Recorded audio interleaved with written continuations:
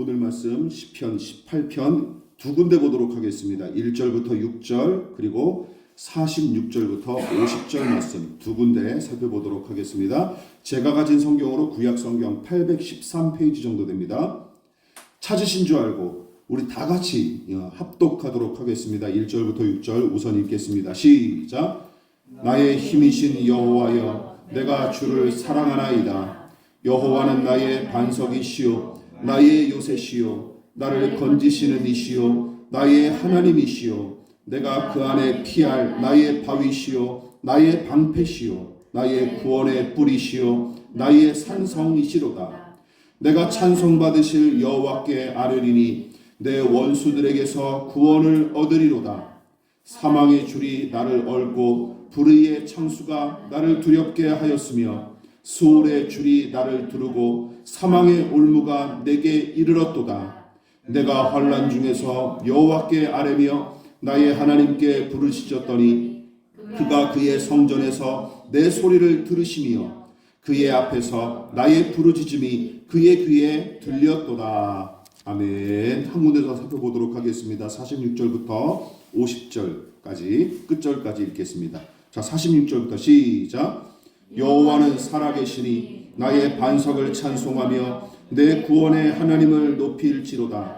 이 하나님이 나를 위하여 보복해 주시고 민족들이 내게 복종하게 해 주시도다.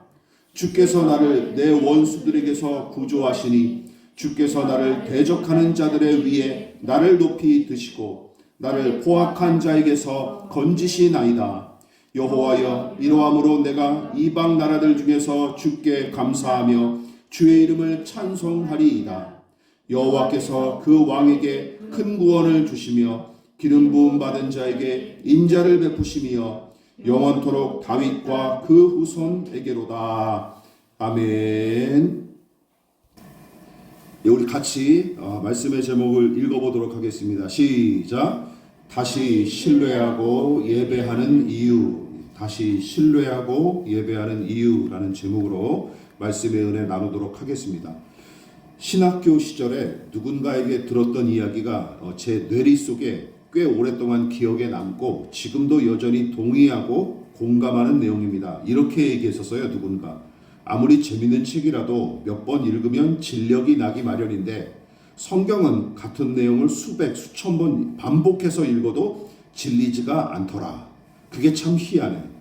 당시 저는 그 말이 참 매우 격하게 공감했었는데 비슷한 느낌을 자주 받았었고 지금도 여전히 그러하기 때문입니다. 돌아보면 제가 아무리 책을 좋아하고 또 많이 모으는 사람일지라도 같은 책을 10번 이상 읽어본 적은 한 번도 없습니다. 어떤 소설책이든 철학책이든 문학책이든 10번 이상 읽어본 적이 없어요. 그나마 청소년기와 청년기에 추리소설을 좋아해서 셜록 홈즈 시리즈나 신출 귀몰한 도둑을 주인공으로 내세운 아르센 리팽 시리즈를 주로 읽었었고 사춘기 때는 감성의 불을 지폈던 헤르만 헤세의 소설과 산문집을 반복해서 읽었던 기억은 나지만 그걸 10번 이상 읽어본 적은 거의 없습니다. 한두 번, 두세 번, 많으면 네다섯 번 읽었죠. 그 외에 책 한 권을 5번 이상 읽은 기억은 아무튼 저의 기억에는 없어요. 심지어 아무리 좋은 신앙 서적일지라도 괜찮다 싶으면 두세 번 읽는 수준에서 그쳤을 뿐입니다. 그러나 성경은 이미 아는 내용을 읽는데도 새롭게 와닿은 일이 허다해요. 물론 마냥 즐겁기만 한 일은 아닙니다. 또한 매번 은혜를 경험하는 것도 아니에요. 매번 마음에 감동을 얻고 가슴이 부풀어 오르는 경험을 성경을 읽을 때마다 항상 하는 것도 아닙니다. 그러나 진지하고 진실한 태도로 성경을 마주할 때면 어김없이 진한 은혜와 깊은 교훈을 얻기 마련이었어요. 그거는 부정할 수가 없습니다.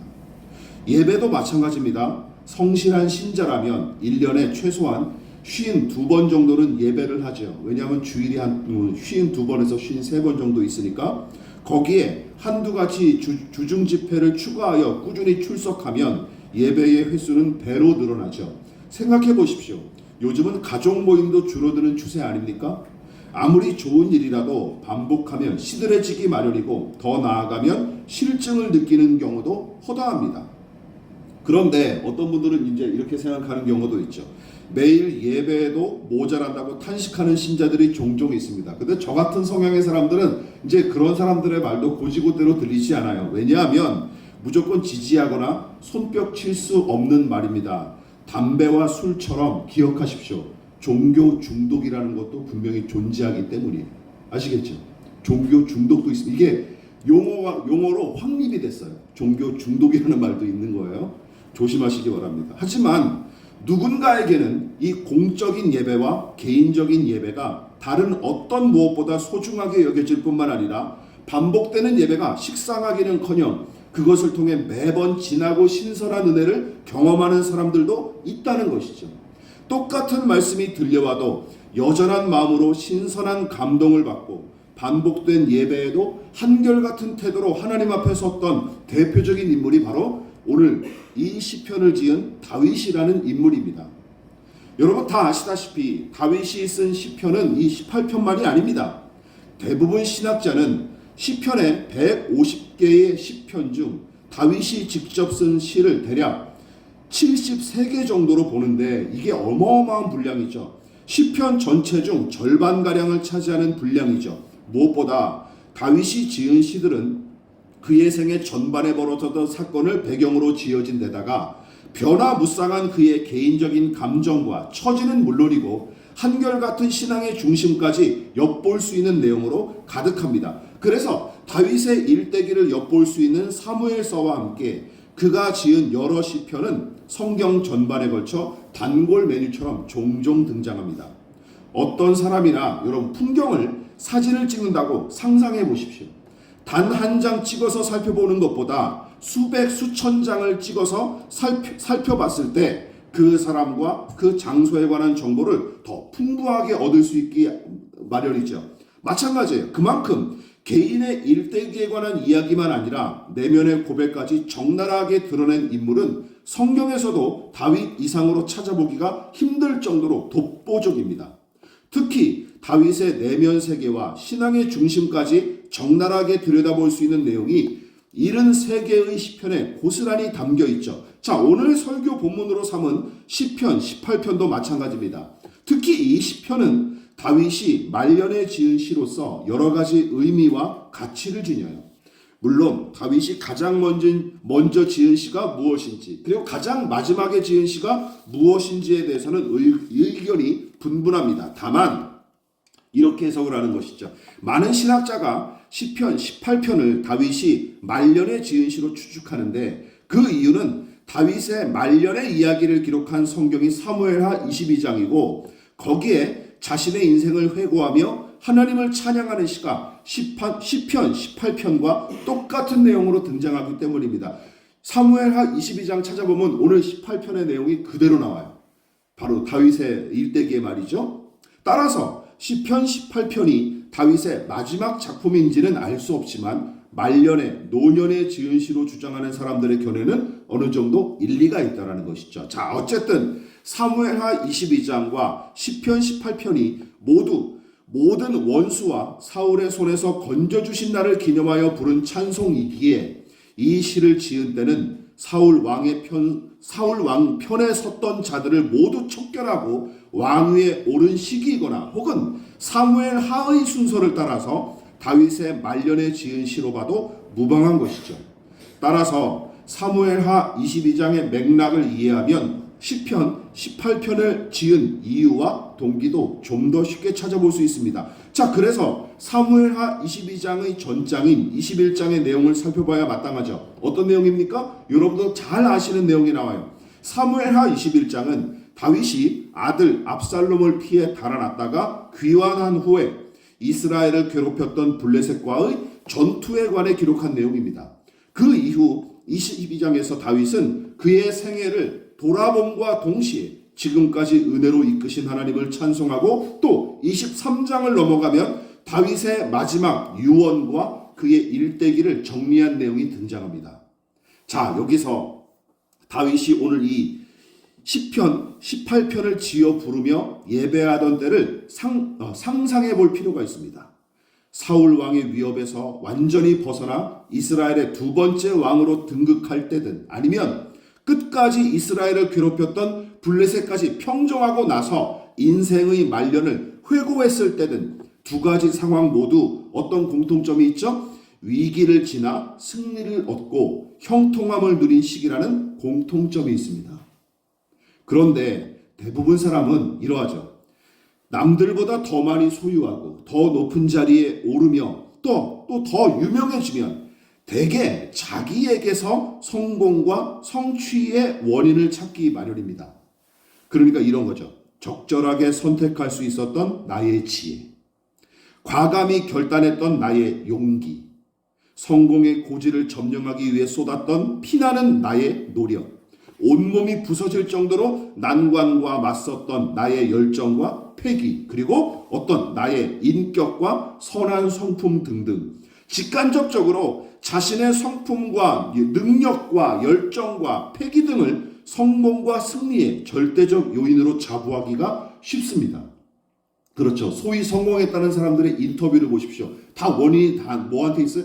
은근하게든 직접적이든 노골적이든 다 자기에게 있습니다. 내가 이렇게 했더니 이렇게 돈을 벌었다. 내가 이렇게 했더니 이렇게 승진을 했다. 내가 이렇게 했더니 이렇게 합격을 했다.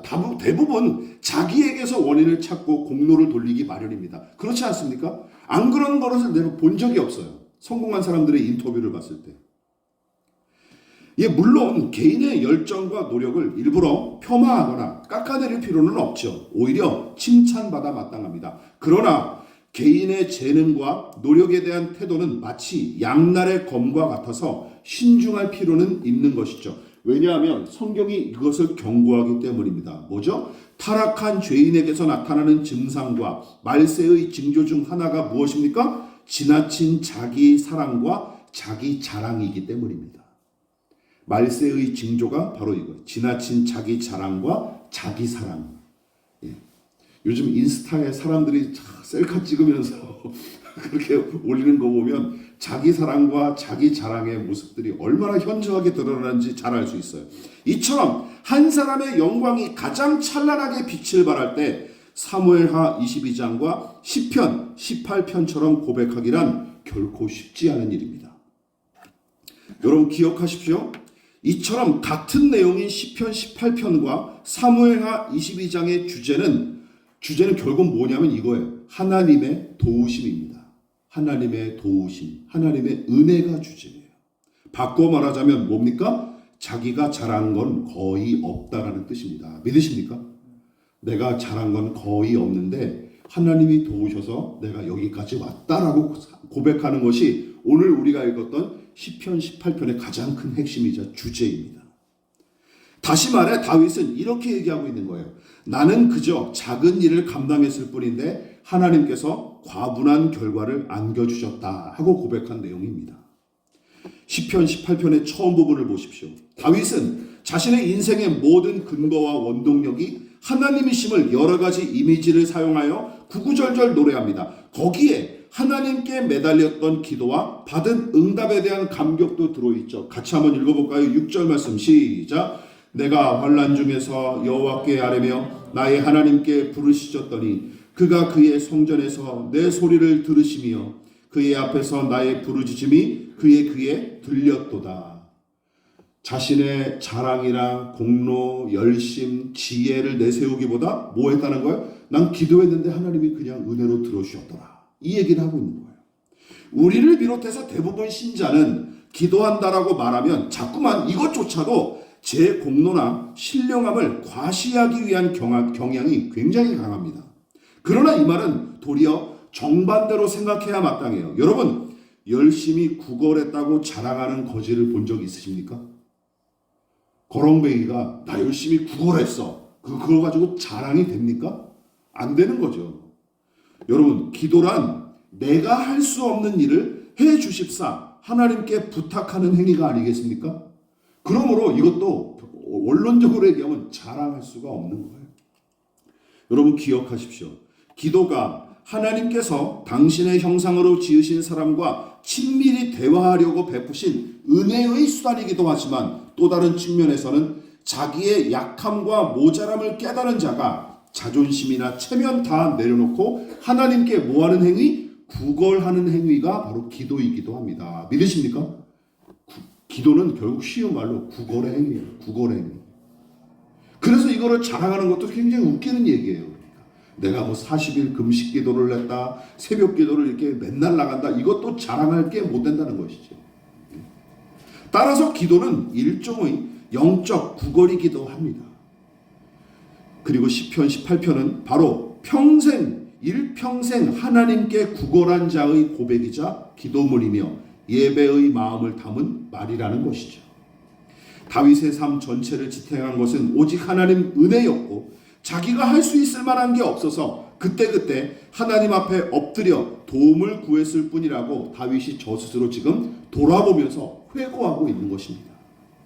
이처럼 다윗은 왕위에 오르고 전쟁에 승리할 때만 하나님의 은혜를 칭송한 게 아니라 셋째 아들 압살롬의 영모를 피해 맨발로 달아나면서 지은 시편 3편, 시기심에 사로잡힌 사울의 추격을 피해 아둘람 굴에 숨어 지낼 때 지었던 시편 57편과 142편, 그리고 밧세바와 간음한 죄를 깊이 회개하며 불렀던 시편 51편, 승리했을 때나 패배했던 순간, 사람들에게 둘러싸여 환대받던 시절이나 아니면 도망자 신세로 전락한 시간에도 하나님을 노래하고 그리고 예배했습니다. 젊었을 때나 기력이 쇠한 노년에도, 심지어 왕의 자리를 차지했던 때나 업신여김을 당했던 막내 아들 시절에도 다윗은 변함없이 하나님의 주권을 인정하고 그분의 영광을 예배했어요. 경배했어요. 언제 어디서나 어떤 처지에서든지 동일하게 하나님께 찬양하고 예배했습니다. 그래서 어떤 시편은 상투적인 고백을 되풀이하는 것처럼 느껴질 정도예요. 오늘 시편 18편도 마찬가지입니다. 독특하거나 특별한 내용이 없어요. 그렇지 않습니까? 늘 우리가 듣던 내용들이에요. 그래서 성경 좀 읽었다는 사람들이 식상한 노랫말 같은 본문의 내용을 무성의하게 지나치는 경우를 종종 봅니다. 그러나 이 시로 하나님의 은혜를 찬양하고 그 영광을 예배한 다윗의 생각은 달랐을 것입니다. 진부한 표현일지라도 거기에 그의 믿음과 진심을 담았기에 이 시는 위대한 믿음의 고백이자 하나님께서 기뻐 받으실 만한 예배의 언어로 남겨지게 된 것입니다. 믿으십니까? 거기에 진심이 담겼기에. 여러분 기억하십시다. 수천 번 고백해서 반복해서 고백하고 찬양한 말이지만 하나님을 향한 변함없는 사랑과 신뢰가 이 찬양을 신선하고 신령하게 만드는 것입니다. 믿으십니까? 거기서 나오는 거예요. 물론 다윗 역시 죄악에 빠진 채 습관적으로 신앙했던 적이 있었습니다. 밧세바를 끌어안은 채 안식일마다 형식적으로 드렸던 수많은 제사, 죄에 무뎌진 마음은 아랑곳하지 않은 채 습관적으로 짓거려댔던 기도문들, 충신 우리아를 살인교사한 손을 들고 찬양한 노래들, 그런 것들이 얼마나 추악한 일인지 깨닫고 뼈를 깎는 심정으로 회개한 적도 있었어요. 이쯤 되면 자라보고 놀란 가슴 소뚜껑 보고 놀란다 하는 속담처럼 주기적으로 예배하고 기도하는 일이 진절머리가 났을 법도 합니다. 그렇지 않습니까? 야, 이 형식이 얼마나 끔찍하고 그리고 이거 얼마나 더러운 일인가. 그가 자기가 범죄했던 그 순간에도 범죄했던 일을 돌아보면서 철저하게 깨달았을 거예요. 그런데 그 이후로도 다윗은 기도와 찬양으로 예배하기를 중단하지 않습니다. 다시 정리하자면 다윗은 두 가지 근본적인 믿음으로 매번 하나님을 신뢰하고 또한 예배자로 설 수 있었던 것입니다. 자, 첫 번째 같이 읽어보겠습니다. 시작. 다시 신뢰하고 예배하는 이유는 변함없이 연약한 자신 때문이었습니다. 하나님의 능력을 찬송하고 그분의 은혜를 구하며 예배할 이유는 우리의 약함 때문입니다. 그래서 신실한 신자들은 전폭적인 신뢰로 항상 하나님을 예배하고 언제 어디서나 기도하기에 힘썼어요. 자신의 약함을 부정하면서 제 힘만 믿고 사는 사람은 다윗처럼 여호와는 나의 힘, 나의 방패하고 고백할 수 없습니다. 그뿐만 아니라 하나님께 부르짖어 도움을 구할 필요조차 느끼지 못합니다. 기도 안 하는 이유가 뭡니까? 기도가 필요 없기 때문이죠. 여러분, 그리스도인이란 어떤 사람입니까? 이런 사람이에요. 신자란 매 순간 자신의 약함과 허물을 직면하는 사람입니다. 범사에 자신의 가난함과 가련함을 깨닫고 늘 하나님의 은혜를 의지하는 자가 그 은혜를 구하기 마련이에요. 하나님이 기뻐하시는 사람은 누구입니까? 돈 잘 버는 사람, 높은 자리에 오른 사람, 대통령이 된 사람입니까? 아닙니다. 자기의 약함을 알고 하나님을 전폭적으로 신뢰하는 사람. 그래서 그런 태도로 기도하고 예배하는 자를 기뻐하십니다. 믿으십니까? 이게 하나님이 기뻐하시는 사람이에요. 기독교 작가인 필립 얀시 목사님은 다음과 같이 이야기했습니다. 기도라는 책에서 이렇게 썼어요. 같이 읽어볼까요? 시작. 세상은 우리에게 다른 이의 도움을 받아서는 안 되며 독립적으로 살아야 하고 약한 모습을 보이지 말라고 가르치지만 하나님은 당신의 자녀들이 그렇게 되기를 원치 않으신다. 여러분, 다윗은 전쟁 영웅이자 모든 권력의 핵심인 임금이었습니다.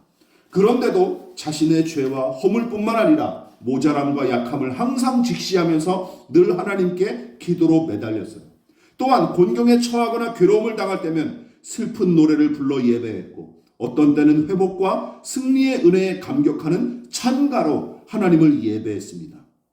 이처럼 항상 하나님을 의지해야 살 수 있으므로 우리는 하나님 앞에 다시금 예배로 나아갈 수 있는 것이죠. 자신의 약함을 아는 사람이 예배하기 마련입니다. 믿으십니까? 다시 예배할 수 있는 이유가 또 한 가지 있죠. 같이 읽어볼까요? 시작. 다시 신뢰하고 예배하는 이유는 변함없이 은혜로우신 하나님 때문이다. 그렇습니다. 택하여 부르신 당신의 자녀를 변함없이 붙드시는 하나님, 한결같이 우리를 사랑하시는 하나님은 다시 예배할 충분한 이유와 근거가 됩니다. 반대로 변함없이 악한 존재가 마귀고 끊임없이 악을 행하는 것이 그의 특징이죠.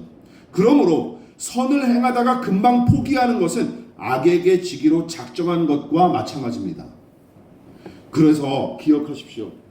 여러분, 사랑을 비롯한 선한 행위는 지속성이 없으면 무용지물에 불과합니다. 그렇죠? 지속성이 없으면 무용지물에 불과해요. 감사하게도 우리 하나님의 사랑과 선하심은 한결같고 영원합니다. 믿으십니까? 지속성이 있어요. 지속성. 다윗이 항상 기도와 찬양으로 예배할 수 있었던 이유는 바로 신실하신 하나님의 성품 때문입니다. 만일 하나님이 변덕스러우시다면 성경도 기도도 다 허무할 뿐이죠. 우리가 뭘 믿고 살아가겠습니까? 하나님이 이랬다 저랬다 하는 분이라면 우리도 하나님 믿을 필요가 없는 것이죠.